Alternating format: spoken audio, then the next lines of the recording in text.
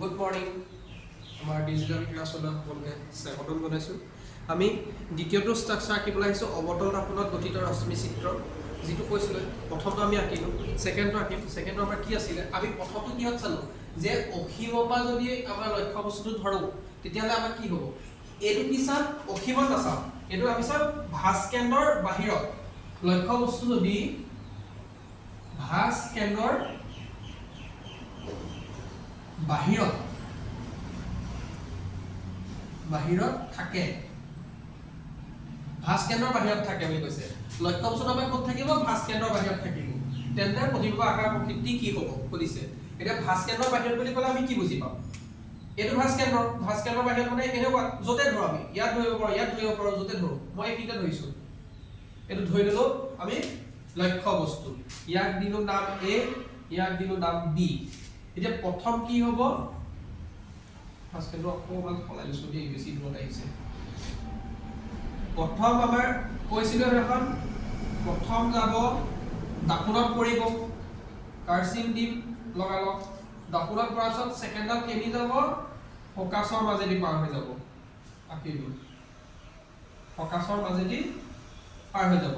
ছেকেণ্ডডাল ক'ত যাব, ছেকেণ্ড ৰশ্মিডাল কেনি আঁকিম, তেতিয়াহে আমি কাৰণ তাৰতো প্ৰতিবিম্ব উলিয়াব লাগিব, প্ৰতিবিম্ব কোন জেগাত গঠন হৈছে, কেনেকৈ আঁকিম। এতিয়া ছেকেণ্ডডাল কেনি যাব, সদায় মনত ৰাখিব চবে, যদি আমাৰ আগত ভাঁজ কেন্দ্ৰটো থাকে তেন্তে ভাঁজ কেন্দ্ৰইদিয়ে পাৰ হৈ পিনি আমাৰ দাপোনত পৰিব। ঠিক আছে, দাপোনত পৰিব। মই দাপোনখন অকণমান বহাইছোঁ, নপৰিব পাৰে বুলি ভাবিছোঁ। চবে জোখমাক যেতিয়া ল'ব ভালকে, কম্পাছে ল'লে ধুনীয়া জোখত ওলাব। মই হাতে আঁকিছোঁ কাৰণে ইমান পাৰফেক্ট হোৱা নাই। এতিয়া ভাঁজ কেন্দ্ৰৰ মাজেদি পাৰ কৰিলোঁ, ইয়াত পৰিলে, ইয়াত পৰি মোৰ এইফালে গুচি আহিব। কেনি আহিলে, এনেকৈ আহিলে, কাৰ্চিনডাল ইয়াত দিব পাৰিম, আহি পিনি এইফালে গুচি আহিলে। এতিয়া আঁকিব আৰু কোনোবা আকৌ আঁকি পিনি ইয়াত টাচ কৰি গ'লে আকৌ খেলি মেলি লাগি যাব, এইডালতো কাটিছে, এইডালতো কাটিছে, সেইটো এটা কোনো সাৱধান হ'ব।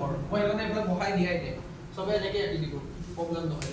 এতিয়া মোক চাওকচোন, ইয়াত মোক ক'ত কাট খাইছে, কোনটো জেগাত কাট খাইছে, এই জেগাটো কাট খাইছেনে। আগতে মোক ক'ত খাইছিলে, ফকাছত খাইছিলে অসীমৰ পাৰতে, কিন্তু এতিয়া মোৰ এই পজিশ্যনটোত কাট খাইছে। তাৰমানে মোৰ প্ৰতিবিম্বটো এইটোৱে নহ'ব জানো, এই মূৰটো যদি ওপৰলৈ আছিলে, ইয়াত মূৰটো তললৈ হৈছে, তললৈ হৈছে, তাৰমানে বিটো তললৈ আহিছে। মানে মানুহটো যদি থিয়কৈ যদি ৰৈ আছে, সি এতিয়া প্ৰতিবিম্বটো ওলাওঁতে কি হৈছে, মূৰটো তললৈ গৈছে, তাৰমানে উল্টা হৈ গৈছে।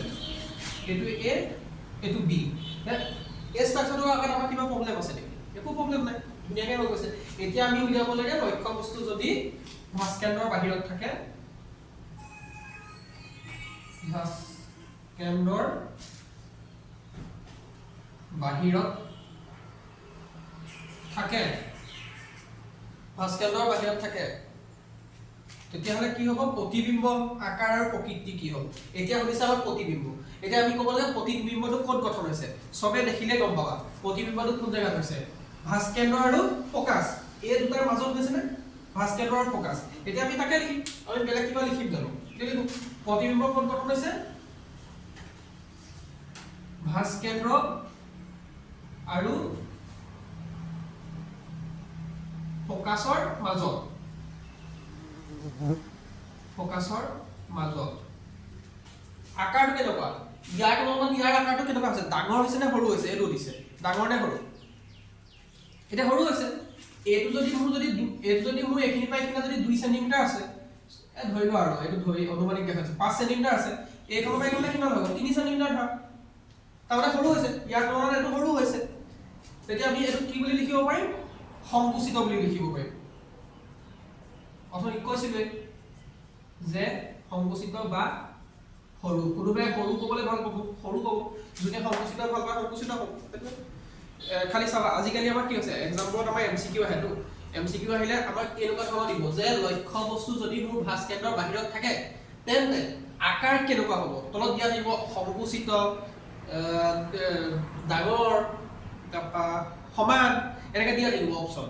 তাত তুমি চালে কোনটো তেনেকৈ সেই বস্তুটো আকাৰ সময়ত কেনেকৈ আঁকিম, পৰীক্ষাত যেতিয়া তোমাৰ এনেকুৱা টাইপৰ MCQ টাইপত আহিব এনেকৈ আঁকিবা চিম্পুলকৈ। মই যেনেকৈ আঁকিছোঁ তেনেকৈ, এইখিনি ফকাছটো আঁকিবা, এইখিনি ভাঁজ কেন্দ্ৰ আঁকিবা, ভাঁজ কেন্দ্ৰৰ বাহিৰত বুলি কৈছে ন, আঁকিবা ইয়াত নিবা, এনেকৈ নিবা, এনেকৈ নিবা, লগালগ দেখা পালা নাই, ভাঁজ কেন্দ্ৰ আৰু ফকাছৰ মাজত ওলাইছে, লগালগ লিখি দিবা, দেখিবা এইটো তুলনাত এইটো সৰু হৈছে, তেনেকৈ আঁকিব পাৰিম। পৰীক্ষাত আমি যেতিয়া আহিম তেতিয়া আমি এমচিকিউৰ কাৰণে আকৌ যেতিয়া প্ৰিপাৰেচন কৰিম তেতিয়া আকৌ মই এই কথাখিনি কৈ দিম ধুনীয়াকৈ ভালকৈ কৈ যাম এইখিনিও কেনেকৈ উলিয়াব পাৰে কম টাইমত কাৰণ আমিতো বহুত সময় দিব নোৱাৰোঁ 45 মাৰ্কছৰ এমচিকিউ আহিব সেইটো কাৰণে সেইখিনিও আমি প্ৰিপাৰেচন কৰিম সময়ে চব কৰি যাম এতিয়া আমি আকৌ তাৰ প্ৰকৃতিটো কি হ'ব সৎ হ'ব নে অসৎ হ'ব এতিয়া কেনেকৈ গম পাম এটা চোৱাচোন আমাৰ কথাকথিটো চিধা কাট খাইছে না নিজে কাট খাইছে আমি কাটিছো নেকি নিজে জোৰ বছ কৰি এটা বস্তু আছে কেতিয়াবা এনেকে দত দি কাটিবলগীয়া হৈ যায় কাট নাখাই তাৰমানে আমি জোৰ কৰি পিনি কাটিছো তেনেকুৱা হৈছে নেকি ইয়াত নাই হোৱা আমি ডাইৰেক্ট হস্পিটেলটো দেখালে নিজে কাট খাই গৈছে